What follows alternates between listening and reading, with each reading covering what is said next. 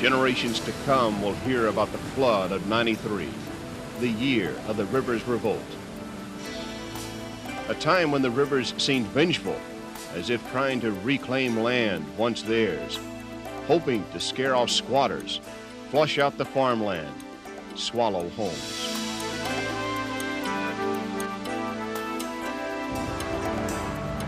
This is a war story, a chronicle of certain skirmishes, certain combatants in the battle against the rivers. Their personal belongings, their worldly possessions, and everything is right in there in that floodwater. It's still my home, you know, and it's the only place we got. And I'm going to stay here and protect as much as I can. What kind of shape is your house in? Well, it's like everybody else. It's gone. It's gone. All day, all night, fighting the flood. Fighting back the tears while clinging to home and hope. Why are you waiting so long at this point? Guess I'm hoping for a miracle. Others standing ready to fight more than water. So you're fully armed and ready for anything? Oh, yes, I got a shotgun. Neck high in trouble, but pulling together. Depend a lot on your friends, your brothers, people. Makes a hell of a difference. These are some of the remarkable stories that we'll remember long after the flood of '93. The helping hand reaching out to friends and family and total strangers. It just was a sign of love, just love. Neil Boschert.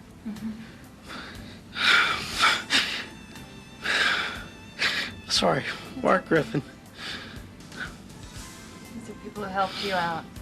Unbelievable.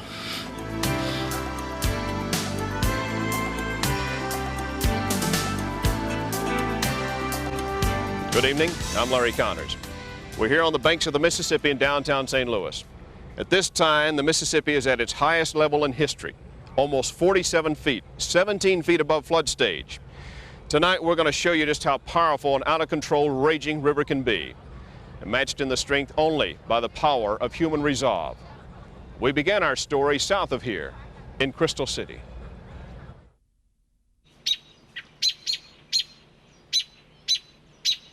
Eight in the morning in downtown Crystal City, and McDonald's is open for waterfront dining. The water covers what is normally the busiest stretch of town. Ducks are swimming and fish are jumping on the liquid highway leading to the Crystal City post office. Step into the water, wade out a little bit deeper, wet your feet in the water of His love. First Baptist Church rises from the water like a fortress. It's a congregation in crisis, but Reverend Richard Adams is praying for others. There's so many other people up and down this old river that are facing trials that make ours look small. I could never thank them enough. They have worked around the clock. Some of them we had little babies, 3-year-old baby, I got a picture of it, holding a sandbag for an adult to fill in. We've had people in wheelchairs. I have a person in my church who is a wheelchair person, paralyzed from the waist down, came out here. They set him down by the sand pile, and he sat there in the hot sun for 6 or 7 hours sandbagging. How can you thank people like that other than just say, we thank you beyond all we can say. Just down the hill, there's a battle in progress on Bailey Road. The row of stores by Johnny's Butcher Shop could be in deep trouble. We just don't have enough people down here. If it breaks, that means the whole row, everybody, they're gonna get flooded out. Supposed to get awful deep. They set up to the top of the soda machine. It's 45 where it's supposed to crest. There's also trouble on the backside. Water is seeping through the wall. Tom Kolish has reason to be here. His dad owns this store, but many of those around him have no real connection. A lot of them people haven't met. People, they're great. They come out of nowhere just to help. There's some folks right over here. They've been out here every day, all day long. Trouble all around, but Lynn Adolph still believes the group can beat the river. I think we can, and we will. We're gonna, yeah, I mean, there's no way. I think we'll make it, though. I know we'll make it, right, guys? Yeah. We're gonna make it. See, we will. A week later, the sandbag wall at Bailey Road still holds tight. The flood stops here. The water is higher, but so is the wall. And it's wider now. The seeping at the backside of Johnny's butcher shop is plugged up. The Battle of Bailey Road may be won after all. We're at the sandbags! And up the hill at the First Baptist Church, sandbags are sailing through windows, into classrooms, snaking down hallways, through the exits, out to the front lines. The flood of '93 laps at the front steps, but no farther.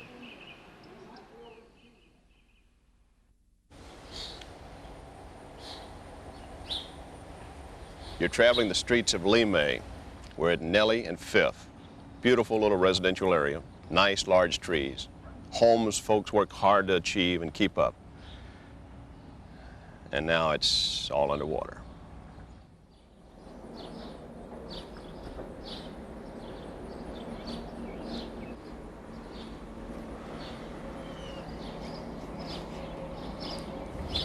It's a very eerie quiet here. You hear the birds up in the trees. Otherwise, it's pretty silent. Problem is, there should be a lot of joy here. Folks laughing, having a good time, enjoying their homes that they worked so hard to have. It's not going to be the same again. From Jim Hosford's porch, you see just the top of swing sets, just the top half of neighbors' homes. Yeah, it's a mess. You're going to try to ride it on out, though, huh? Yeah, well, it stays unless water hits the floor. Jim has no electricity. He gets by with a Coleman lantern and Coleman stove. By now, nearly everyone in this section of Lemay has moved out, but not Casper and Sylvester Pound. My brother Sylvester, this is his house where we're standing right now. Is that right? Mine's back there in the alley underwater. Some people would say you're out of step with times. You should have gotten out of here. What, leave the house of the looters? No. In 1973, Casper Pound's brother was a looting victim. Casper is determined it won't happen again. Any looters come around here, you know what happened to them? Like I told the cops last night, I said, pal, you'll be dragging them off.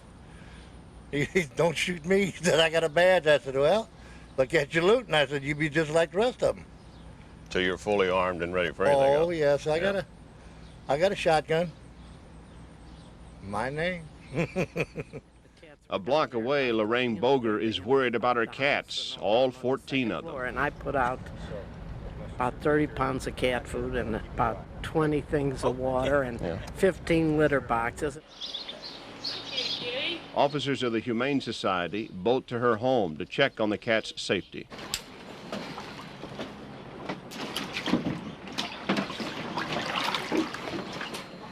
Kid? Careful. Why don't we get him on the way out? Yeah. Oh, come on, man. Okay, this one's on a tree right here. We'll get this one first. He's right here. He's just trying to decide between the devil and the deep blue sea. Come on, settle down.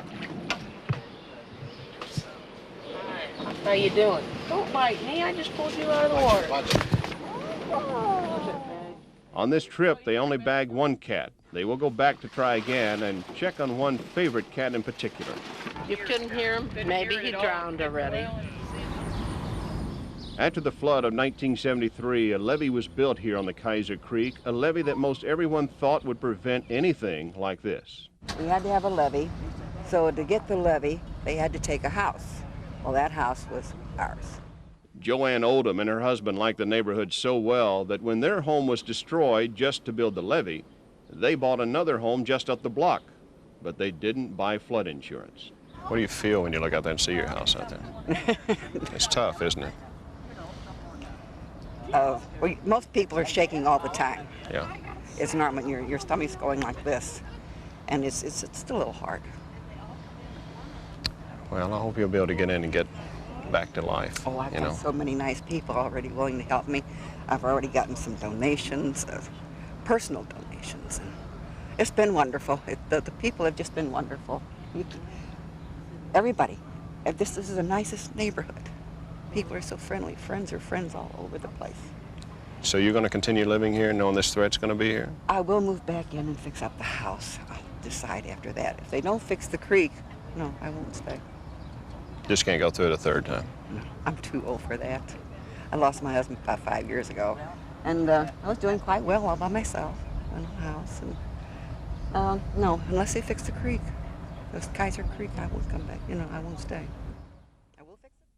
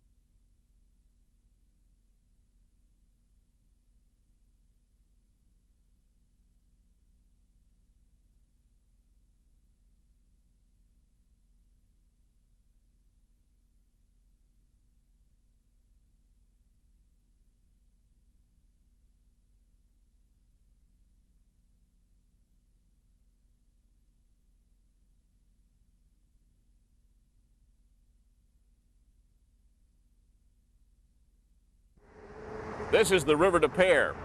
In a normal July, it's really not much of a river, more like a trickle. But in July of 1993, it is a raging animal, flowing backwards and over, forcing everyone out of its way.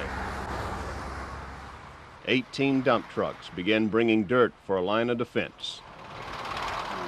Do you plan on evacuating, or do you plan on staying? Or? No, we're not going to stay. If they turn the electric off, we'll leave when they turn the electric off. St. Louis City police and firefighters began telling residents it's wise to leave. They hand out voluntary evacuation notices. Suddenly they're going to do something. It's electric on or off tonight. We don't know. But many wonder how much of a choice they have when the power is cut. I've been living here since 1958. This is ridiculous.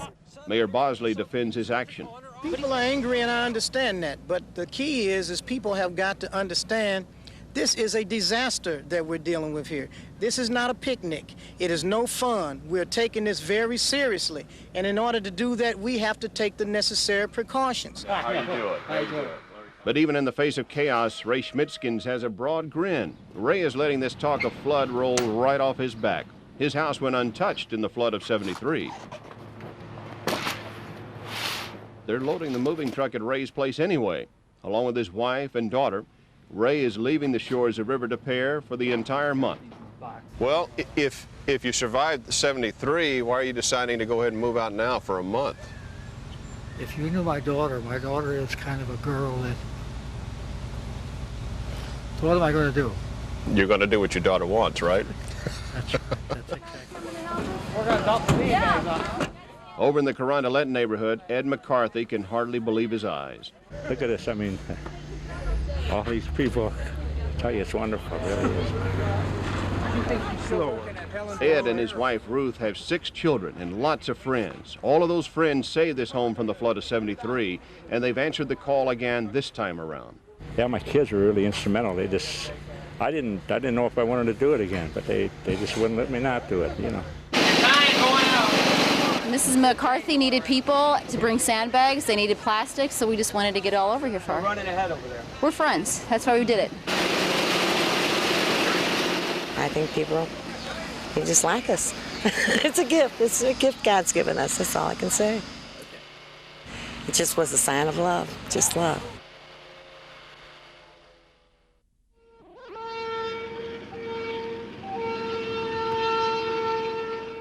Kimmswick, Missouri, population 140. A place where trains now are just barely squeaking by what is normally just a creek.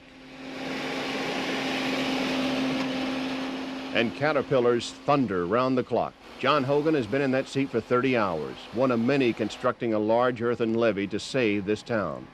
But there are 3 buildings on the wrong side of hope. an antique store built in 1895 where the Grimshaw family has lived for 4 generations. And these 2 homes, the homes of a father and son, Ray and Randy Cagle. We've been working since Friday, all my boys. Pat and I had 10 kids. We got 9 living and 2 girls yet, and they all come down and help out, you know, when I call.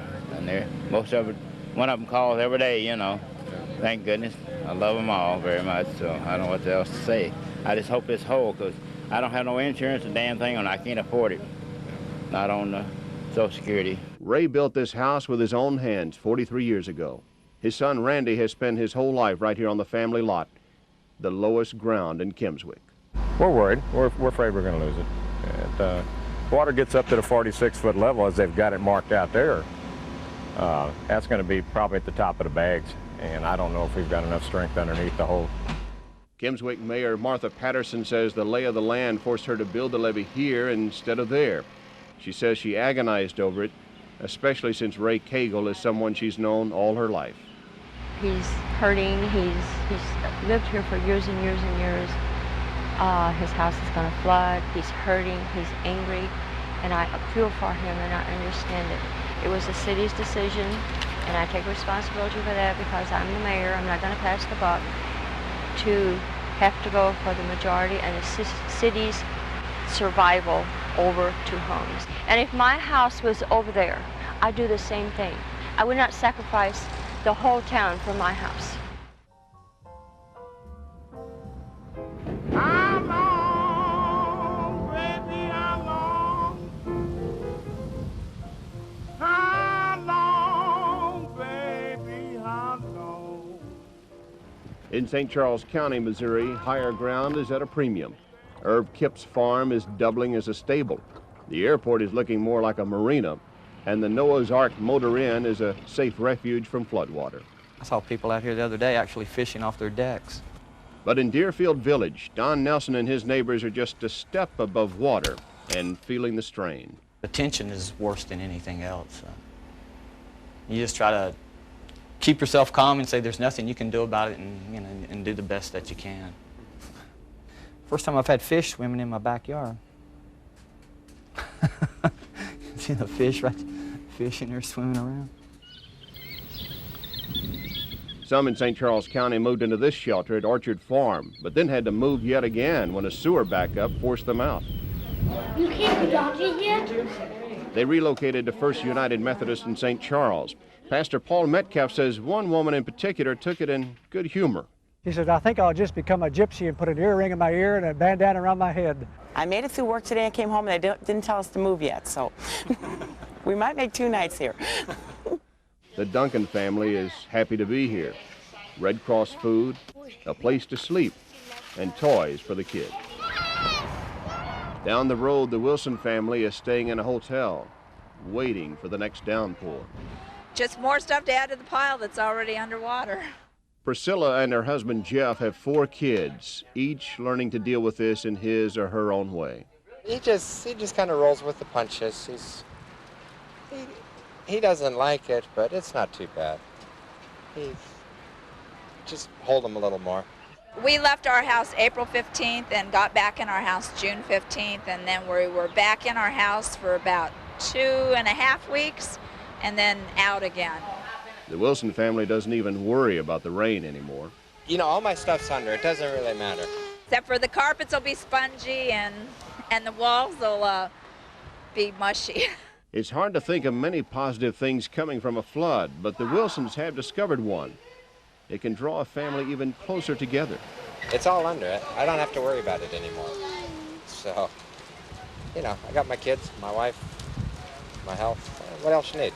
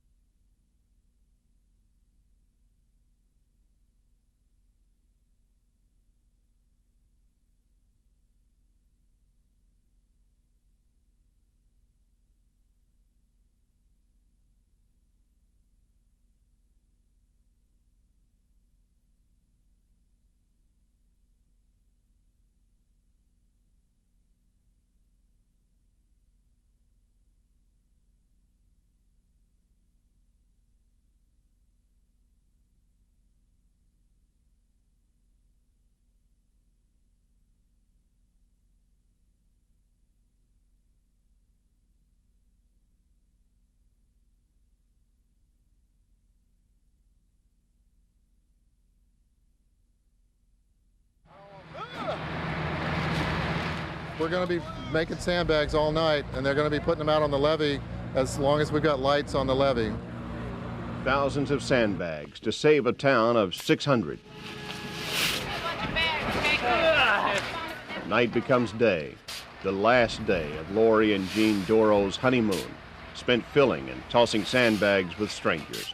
I live in Florissant. This doesn't affect me personally at all, but I figured I'd help out. You don't have family here or anything? No, But after all the effort, the sandbagging is stopped. The Dardenne levee is giving way. West Alton residents are told, evacuate. At 12:30 p.m. today, the Consolidated North County Levee District advised that it will not be able to hold the levees. West Alton is a town that doesn't get rattled by floodwater. They've seen it so many times. Some kids see it here as a chance to play an ill-advised game of catch, and the adults talk about floods past. It was up here to this window in '73, past this fence, and this is a 4.5-foot fence. Some just stay put. Russ and Mary's Tavern is even open for business. That's Russ and Mary watching things from the porch. We won't leave the house here until it does get on the floor in the house here. A lot of people just don't want to give up. They've worked all their lives for their homes or something, and they don't want to give that up. The Coast Guard is making a house call. 82-year-old Reed Bauer lives alone in a place he's called home since 1933. His relatives have called for help, but the last thing Mr. Bauer wants to do is leave, especially on account of Old Man River. You didn't want to get out of here before today? No, sure didn't. Why not? Because you weren't concerned?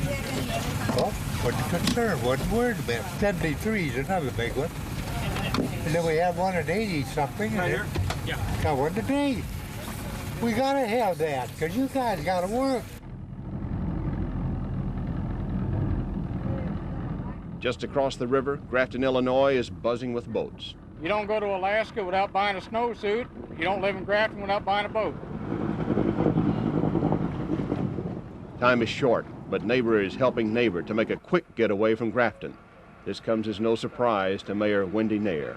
Everybody's pulling together, you know. They'll give me a lot of thunder and raise Cain with me, but when we get into crisis, they're all here, everybody ready to work together. From a bridge over a swollen creek, 4 boys are making the best of it. One thing about a flood, it improves the fishing on Main Street. Oh, there you go. This is not the summer 13-year-old Jason Carey and his buddies were expecting. You see baseball diamonds underwater. There will be no Little League this summer, no pickup games in the backyard. Instead of mowing the grass at Dorothy Coleman's place, Jason floats 3 feet above it. And that's where my brother's trailer used to be. We had to move it. On the road home, Jason checks out the high points and stoops below the low points. Power lines are draped head high. Jason doesn't give them a second thought. It's just something you have to do to make it home. That one right there. Jason's living room is a pool this summer. So's his room.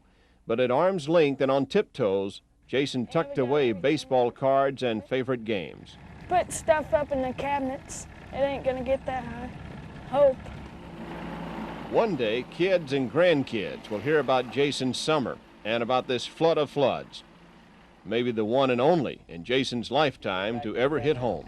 My dad says we're gonna move to Jerseyville. It's about 16 miles away from here. You want to move? Yeah. How come? I don't like this river.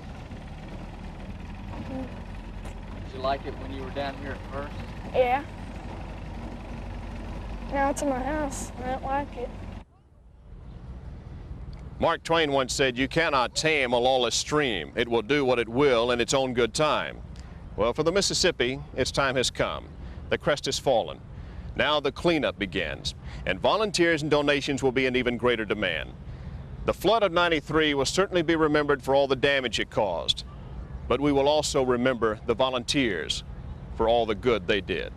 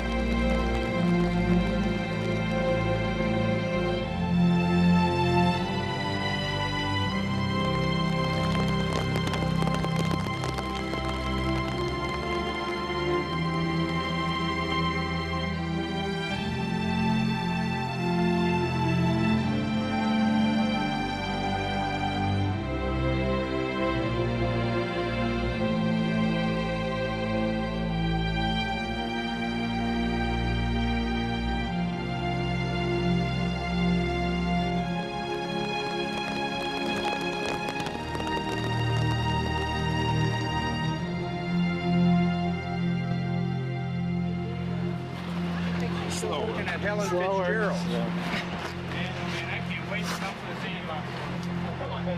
Come down. Oh, shit. Out here.